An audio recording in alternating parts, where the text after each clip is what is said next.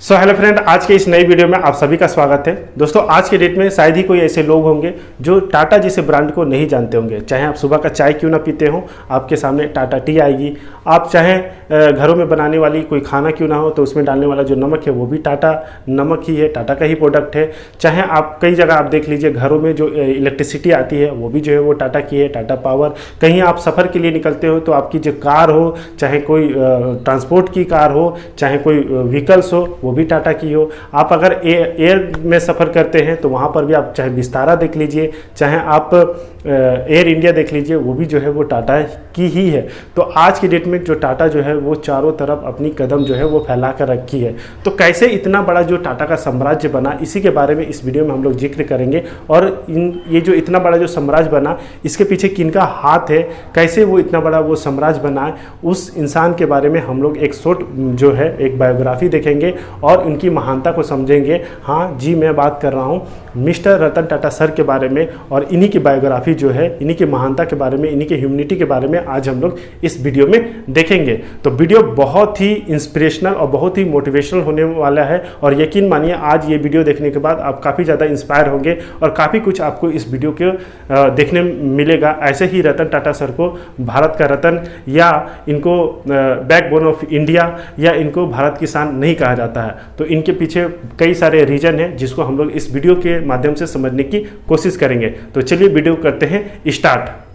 तो mister Ratan Tata sir, जिनका जन्म जो है वो 28 दिसंबर 1937 ईस्वी को सूरत में हुआ था। इनके पिताजी का नाम नवल टाटा जो थे, जो कि अडॉप्ट किए गए थे किनके द्वारा, तो रतन जी टाटा के द्वारा। तो रतन जी टाटा और रतन टाटा सर अलग है। रतन जी जो टाटा है वो जमशेद जी टाटा जी के वो पुत्र थे, ठीक है, उनके वो सन थे। जमशेद जी जो टाटा थे वही जो है वो टाटा ग्रुप के फाउंडर हैं। तो रतन टाटा सर जो है वो अलग हो गए और रतन जी टाटा जो है वो अलग हो गए। ओके, तो यहाँ पर रतन टाटा सर के बारे में हम लोग फोकस कर रहे हैं। तो रतन टाटा सर के पिताजी हो गए, वो हो गए नवल टाटा, और इनकी माता जी का जो नाम था वो था सुनी टाटा। तो रतन टाटा सर जो थे, जब वो 10 साल के थे तभी उनके माता पिता जो थे वो अलग हो गए थे। उनके बाद इनकी जो भी परवरिश की गई वो दादी जी के द्वारा इनके की गई थी। इनकी दादी जी जो थी वो बहुत ही बुद्धिमान और एक वेल डिसिप्लिन लेडी थी। अब यहाँ से जो रतन टाटा सर का जो एजुकेशन स्टार्ट होता है वो एक कैंपेन स्कूल में स्टार्ट होता है, और फिर इसके बाद वो यूएस चले जाते हैं और यहाँ पर इनकी जो है वो ग्रेजुएशन उन्होंने कंप्लीट की। तो 1962 ईस्वी में उन्होंने कॉर्नेल यूनिवर्सिटी से आर्किटेक्चर इंजीनियरिंग में अपना जो ग्रेजुएशन है वो कंप्लीट किया, और फिर 1975 ईस्वी में उन्होंने हार्वर्ड यूनिवर्सिटी से एडवांस बिजनेस मैनेजमेंट कोर्स किया। तो वो पढ़ने में काफ़ी ज़्यादा अच्छे थे, इसलिए जब उनकी एजुकेशन जो कंप्लीट हुई तो उसी समय आईबीएम कंपनी के द्वारा इनका जॉब का ऑफर आया। आईबीएम कंपनी जो कि यूएस की एक मल्टीनेशनल टेक्नोलॉजी वाली कंपनी है, और उस समय इसमें जॉब का ऑफर आना, इसमें जॉब लगना अपने आप में एक बहुत बड़ी बात होती थी। तो इनमें इनका जॉब का ऑफर आया था, लेकिन यहाँ पर उन्होंने जॉब नहीं किया। वो अपने जो एक करीबी थे, जो एक रिलेटिव थे जिनका नाम था जे.आर.डी. टाटा जी, उनके से प्रभावित होकर, उनसे इंस्पायर होकर उन्होंने बिजनेस में कदम रखा। और उन्होंने फर्स्ट बार जब बिजनेस में कदम रखा तो 1961 ईस्वी में उन्होंने कदम रखा, और वहीं से अपना जो है वो जो कैरियर जो है उन्होंने स्टार्ट किया। तो 1961 ईस्वी में उन्होंने अपना जो कैरियर जो है वो स्टार्ट किया जमशेदपुर टाटा स्टील में। वहाँ पर वो एज ए वर्कर के साथ वो काम करते थे, उन्हीं के साथ उनका उठना बैठना सोना जागना था। और मतलब कि वो एक ग्राउंड लेवल से उन्होंने काम को स्टार्ट किया, काम को सीखा। वहाँ पर उनका काम था कि लाइम स्टोन और जो ब्लास्ट फर्नेस के जो मटेरियल है उनको मैनेज करना, उनका देख रेख करना। तो इसलिए जो रतन टाटा जो सर हैं वो चूँकि ग्राउंड लेवल से जो है वो काम किए हुए हैं, लोगों के साथ उठे बैठे हैं, तो वो लोगों को, वर्कर्स को काफ़ी अच्छे से समझते हैं, उनके ज़रूरत को समझते हैं, उनके फीलिंग को समझते हैं, उनका क्या रिक्वायरमेंट है, क्या वो सोचते हैं, हर चीज़ों को काफ़ी अच्छे से समझते हैं और उनकी ज़रूरत को पूरा भी करते हैं। फिर इसके बाद कुछ साल काम करने के बाद उनको प्रमोट किया गया मैनेजिंग टीम के लिए, और उनका जो पहला जो अग्नि परीक्षा था वो स्टार्ट हुआ। उनको एक कंपनी सौंपा गया जो कि कि टीवी और रेडियो बनाती थी जिनका नाम नेल्को था, जो कि पहले ही घाटा में चल रहा था और यही कंपनी इनको सौंपा गया था 1971 ईस्वी में और इन्होंने अपनी कड़ी मेहनत के साथ इसको एक प्रॉफिटेबल कंपनी बनाया 1971 से लेकर 1974 ईस्वी तक। लेकिन दुर्भाग्य से जब इंदिरा गांधी जी का जब शासनकाल था तो उस समय देश में इमरजेंसी लगी और इसी इमरजेंसी के इफेक्ट में आकर ये कंपनी फिर से घाटे में चली गई और अतः ये लास्ट में बंद हो गई। फिर इसके बाद उन्होंने एक दूसरी कंपनी का पदभार संभाला जो कि टाटा एक्सप्रेस मिल थी और इन्होंने अब यहाँ पर कई सारे सुझाव दिए लेकिन इनकी सुझाव को फुलफिल नहीं किया गया, जिसके कारण लास्ट में ये जो कंपनी जो है वो बंद हो गई। कुछ साल काम करने के बाद रतन टाटा सर को टाटा ग्रुप का अध्यक्ष चुना गया और इनकी प्रतिभा, इनकी मेहनत, इनकी लगन को देखते हुए जो जे.आर.डी. टाटा जो सर थे उन्होंने इनको चेयरमैन घोषित किया 1991 ईस्वी में। तो 1991 ईस्वी में वो टाटा ग्रुप के चेयरमैन बने और 1991 से लेकर 2012 ईस्वी तक अपने पदभार को उन्होंने संभाला और इस कार्यकाल में उन्होंने कई सारे उतार चढ़ाव देखे और कंपनी को काफ़ी ज़्यादा उन्नति में पहुंचाया। और आज के डेट में जो यही जो टाटा ग्रुप है आपके जो है वो 100 से ज़्यादा कंपनियां हैं और पूरे वर्ल्ड में फैली हुई है। आप खुद देख लीजिए, आप कहीं ना कहीं जो है वो टाटा के साथ जरूर जुड़े होंगे, आप अपने डेली लाइफ में टाटा के प्रोडक्ट को जरूर कहीं ना कहीं देखते ही होंगे। तो इतना ज़्यादा इन्होंने विस्तार किया, इतना ज़्यादा उनको उन्नति तक ले गए। तो इस कार्यकाल में इनको काफ़ी ज़्यादा उतार चढ़ाव आया और जैसे ही वो चेयरमैन बने तो उनका एक ड्रीम प्रोजेक्ट था कि एक देश का अपना खुद निर्मित कार होना चाहिए और उस समय देश का खुद एक निर्मित कार होना चाहिए, ये अपने आप में एक सपना होता था और इस सपने को साकार जो किए थे वो रतन टाटा सर ने ही किया था। उन्होंने ही 1998 ईस्वी में फर्स्ट जो देश का जो निर्मित कार था वो टाटा इंडिका उन्होंने लॉन्च किया, लेकिन दुर्भाग्य से ये सफल नहीं हो पाया और कंपनी जो है वो नुकसान की तरफ चली गई और इतना ज़्यादा लॉसेस हुआ कि इस कंपनी को वो बेचना चाहे। तो इसके पीछे एक बहुत ही इंस्पिरेशनल कहानी है और ये कहानी इतनी ज़्यादा इंस्पिरेशनल है जिससे आपको काफ़ी कुछ सीखने को मिलेगा।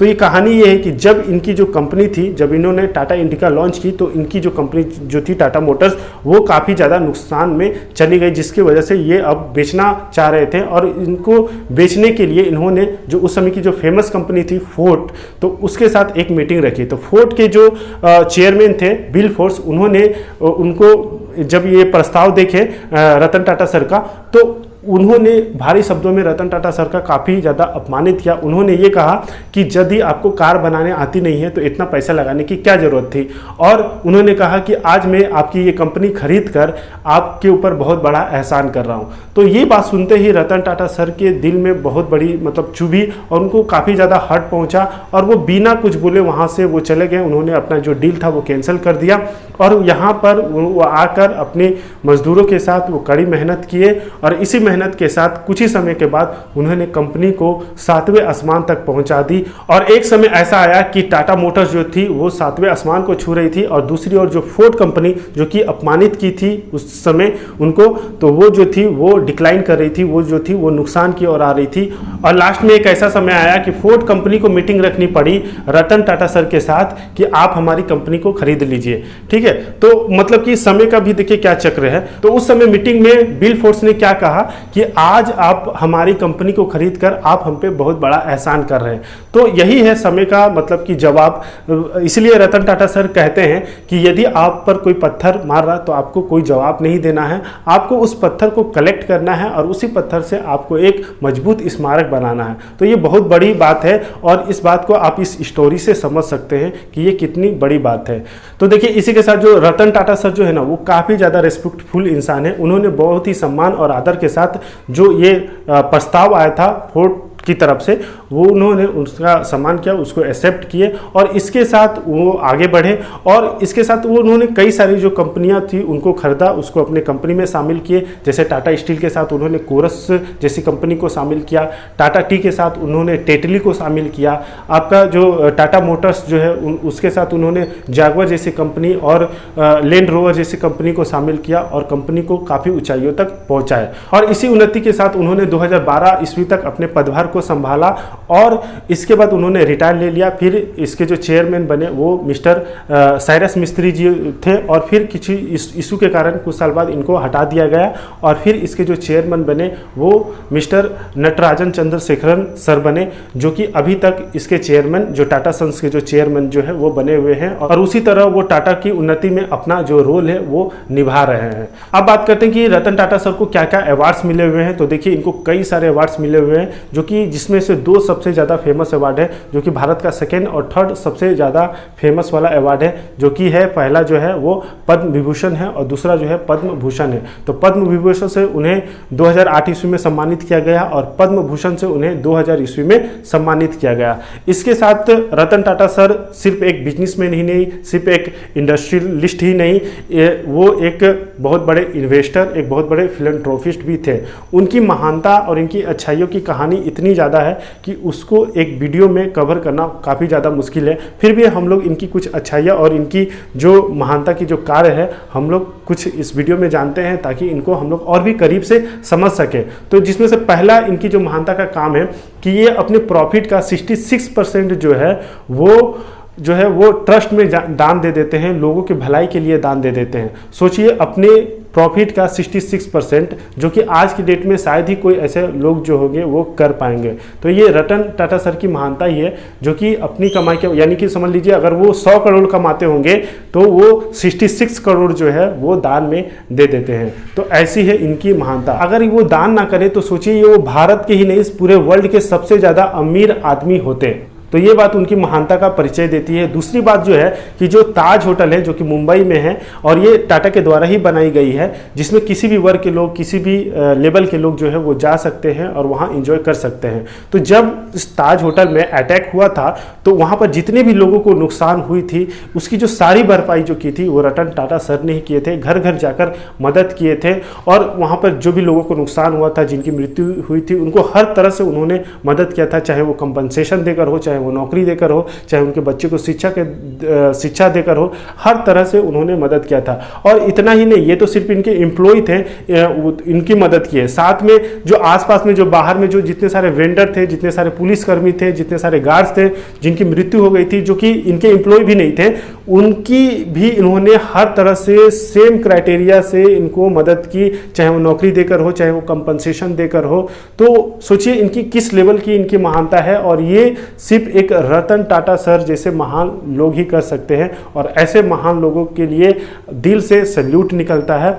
और देखिए आपकी इतनी ही बात नहीं, अभी आप हाल फिलहाल ही देखे होंगे कि भारत देश में अभी जो सबसे बड़ी जो आपदा आई, जो कोरोना, उन्होंने इसमें कितना बड़ा योगदान दिया। इस आपदा में उन्होंने सबसे ज़्यादा दान किया था 1500 करोड़ रुपया। 1500 करोड़ एक बहुत बड़ा अमाउंट होता है। और इतना ही दान नहीं, ये दान करने के बाद भी वो हर तरह से इनडायरेक्टली जो है वो भारत की जो है वो मदद करते रहे, भारतवासियों की मदद करते रहे। आप चाहे वो हॉस्पिटल की व्यवस्था को ठीक करना हो, हॉस्पिटल में बेड को बढ़ाना हो, चाहे ऑक्सीजन सप्लाई को बढ़ाना, ऑक्सीजन प्रोडक्शन को बढ़ाना, हर तरह से इन्होंने मदद किया। और इतना ही नहीं, आज के डेट में देख लीजिए जो हमारा डिफेंस सिस्टम है उसमें भी उन्होंने काफ़ी ज़्यादा योगदान किया है। उसके जो वेपन्स हो गए, उसके जो हमारे जो सैनिक हो गए, उसके लिए जो हेवी व्हीकल्स हो गए, उनका जो निर्माण करना, उनमें भी इन्होंने काफ़ी ज़्यादा योगदान किया है, जिससे हमारा जो डिफेंस सिस्टम जो है वो ज़्यादा से ज़्यादा स्ट्रॉन्ग बन सके, ज़्यादा से ज़्यादा अच्छा बन सके। तो इनका भी इसमें काफ़ी ज़्यादा सपोर्ट है, काफ़ी ज़्यादा योगदान है। तो इस लेवल की इनकी महानता है, इस लेवल की इनकी सोच है। वो हमेशा देश के साथ खड़े रहते हैं, वो देश को सबसे पहले देखते हैं और फिर अपने बिजनेस को देखते हैं। तो इस कदर इनकी महानता है। ऐसे कई सारी इनकी महान और इनके अच्छाई वाले काम हैं जो कि हम लोग इस वीडियो में नहीं, एक वीडियो में नहीं कर सकते हैं। तो अगर और भी इनकी महानता, इनकी सोच के बारे में आप वीडियो चाहते हैं तो आप कमेंट बॉक्स में बताइएगा। मैं और इनकी सोच और इनकी इनसे जो इंस्पायर होने वाली जो वीडियो है मैं ज़रूर बनाऊंगा। अब आज की वीडियो में इतना ही रहने देते हैं। आज का वीडियो आपको कैसा लगा कमेंट बॉक्स में ज़रूर बताइए, और वीडियो अच्छा लगा तो प्लीज़ वीडियो को लाइक ज़रूर कर दें। अब हम लोग मिलेंगे नेक्स्ट वीडियो में, तब तक के लिए जय हिंद।